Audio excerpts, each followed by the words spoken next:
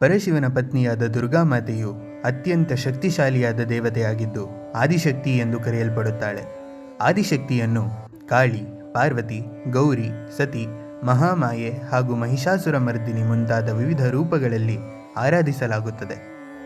ಪುರಾಣಗಳಲ್ಲಿ ಹೇಳುವಂತೆ ಮಹಿಷಾಸುರನೆಂಬ ಎಮ್ಮೆ ರೂಪದ ಅಸುರನು ತನ್ನ ಸೈನ್ಯದೊಂದಿಗೆ ದೇವಲೋಕಕ್ಕೆ ದಾಳಿ ಮಾಡಿ ದೇವತೆಗಳನ್ನು ಹೊರಗೆ ಅಟ್ಟಿದನಂತೆ. ಆಗ ದೇವತೆಗಳೆಲ್ಲರೂ ತ್ರಿಮೂರ್ತಿಗಳಾದ ಬ್ರಹ್ಮ, ವಿಷ್ಣು, ಮಹೇಶ್ವರರನ್ನು ಕಾಪಾಡುವಂತೆ ಕೇಳಿಕೊಂಡಾಗ 3 ತ್ರಿಮೂರ್ತಿಗಳು ತಮ್ಮ ದೇಹದ ಶಕ್ತಿಯನ್ನೆಲ್ಲ ಸೇರಿಸಿ ದೇವತೆಯನ್ನು ಸೃಷ್ಟಿಸಿದರು. ಎಲ್ಲ ದೇವರ ಶಕ್ತಿಯೂ ಸೇರಿ ದೇವಿಯು ದುರ್ಗೆಯ ಅವತಾರವೆತ್ತಿದಳು. ಶಕ್ತಿಗಳ ಸಂಗಮದಿಂದ ಆದ ದುರ್ಗಾದೇವಿಯ ಅವತಾರದಲ್ಲಿ ದೇವಿಯು 10 ಕೈಗಳನ್ನು ಹೊಂದಿರುವ ಸುಂದರವಾದ ಸ್ತ್ರೀಯಾಗಿ ಹುಟ್ಟಿದ ನಂತರ ದೇವತೆಗಳೆಲ್ಲ ಆಕೆಗೆ ಉಡುಗೊರೆಯನ್ನು ನೀಡಿದರು.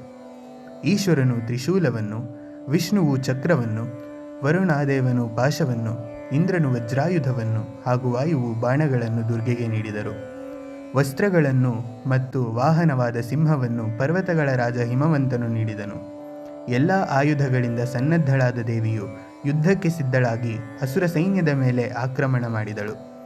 9 ದಿನಗಳ ಕಾಲ ನಡೆದ ಈ ಯುದ್ಧದಲ್ಲಿ ಮಹಿಷಾಸುರನನ್ನು ದೇವಿಯು ಸಂಹರಿಸಿದಳು. ದುರ್ಗೆಯು ಮಹಿಷಾಸುರನನ್ನು ವಧಿಸಿದ ದಿನವೇ ವಿಜಯದಶಮಿ.